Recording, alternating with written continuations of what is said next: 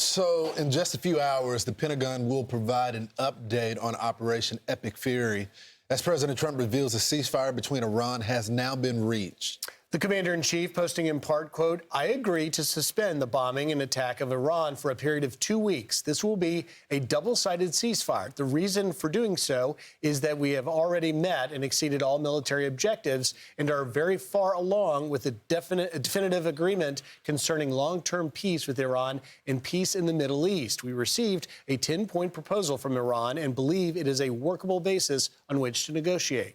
The president says this marks a big day for world peace, revealing the next steps for the region. Quote, "The United States of America will be helping with the traffic buildup in the Strait of Hormuz. There will be lots of positive action. Big money will be made. Iran can start the reconstruction process. We'll be loading up with supplies of all kinds and just hanging around in order to make sure that everything goes well." Here to break down the latest peace proposal is Chief Foreign Correspondent Trey Yingst, live in Tel Aviv. Good morning, Trey. Yeah, hey, Lawrence, good morning. It was truly the 11th hour, down to the wire, when President Trump announced this ceasefire agreement shortly after the Iranians put out a statement matching the president's and then proceeded to launch missiles and drones at Gulf countries and U.S. ally Israel. Here's what it looked like in Tel Aviv after the ceasefire was announced.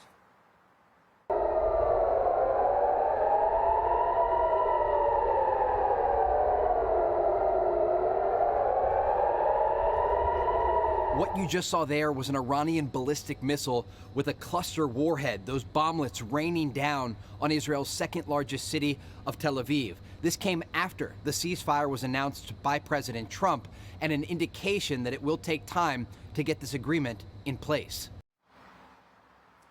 Now, since the overnight hours, the fire has stopped toward Israel but has continued toward Gulf countries. The agreement in part appears to be holding, but we're looking now at the details of this deal. The Wall Street Journal reports on Iran's proposed plan that includes 10 separate points. Some of them include the U.S. guaranteeing a non-aggression pact with Iran, continuing Iran's control over the Strait of Hormuz, acceptance that Iran can enrich uranium for its nuclear program, removal of all primary sanctions on Iran, removal of secondary sanctions, an end of all UN Security Council resolutions against Iran, an end to the IAEA's resolutions on Iran's nuclear program, compensation payment for Iran and its war damage, withdrawal of U.S. forces from the region, and a ceasefire on all fronts.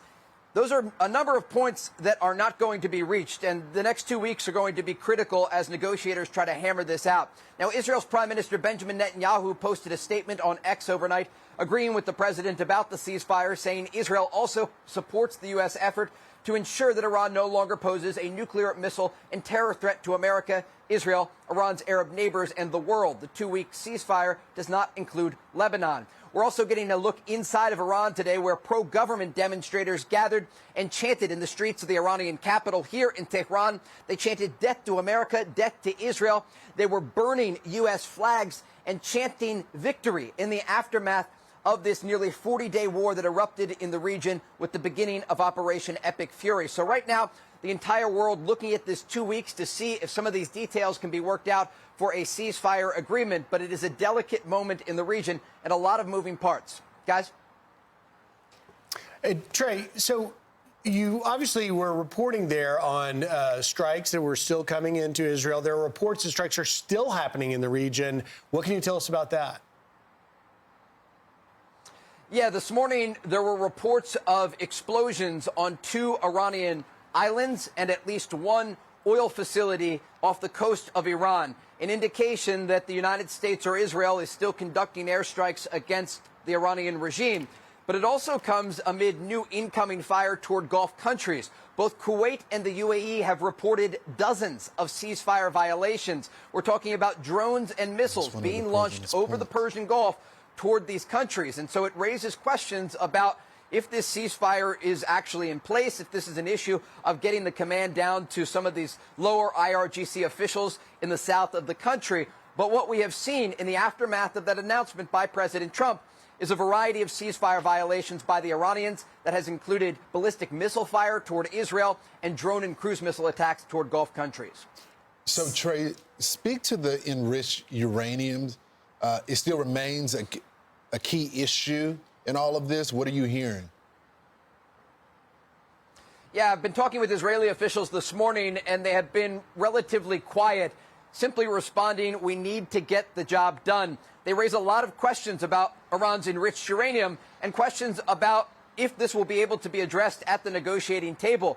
They pointed out that nothing has changed from the early days of Operation Epic Fury. And you remember U.S. Special Envoy Steve Witkoff talking about how the Iranians first entered into negotiations before this war began, saying that they had enough highly enriched uranium to create 11 nuclear bombs. Israeli officials are asking, where is that enriched uranium?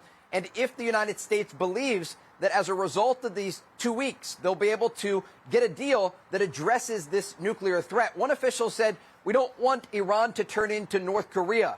And there are serious questions that still remain about the ability to secure that highly enriched uranium, the main reason that this operation began.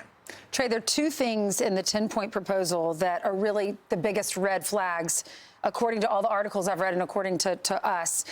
Number one is the acceptance of the enrichment. They want to continue to enrich uranium. We can never allow them to do that. In fact, we want to go in and try to get that enriched uranium that is buried underground. So, but then I'm reading that the original 10-point proposal had the acceptance of enrichment in Farsi, in the Farsi version. But then, for some unknown reason, that phrase was missing in the English version that was shared by the Iranian diplomats to journalists. The second thing that is of concern, or biggest concern, is Iran wants control of the Strait of Hormuz. They never had control of the strait. It's dangerous because they border the strait, but they didn't have control, and now they want it. They not only want control of the strait, they want to also be paid at least $2 million per vessel that passes through the Strait of Hormuz and then split that money with the government of Oman. And Israeli officials say that money will be used to funnel back into the IRGC weapons program to try and rebuild many of the production lines that were destroyed by the United States and Israel throughout the course of this war.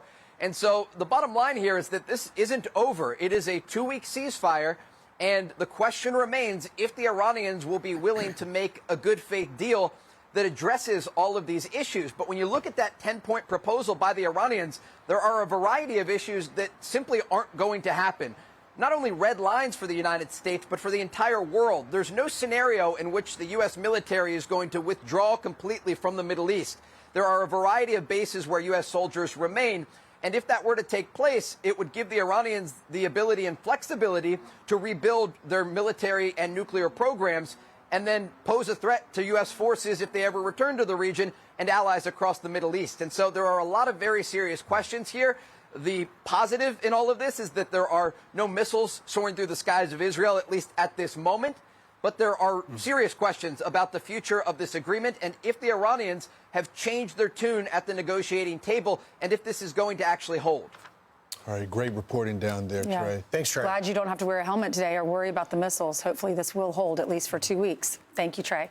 Want even more Fox News on YouTube? Become a Fox News Patriot today. Click join to find out how.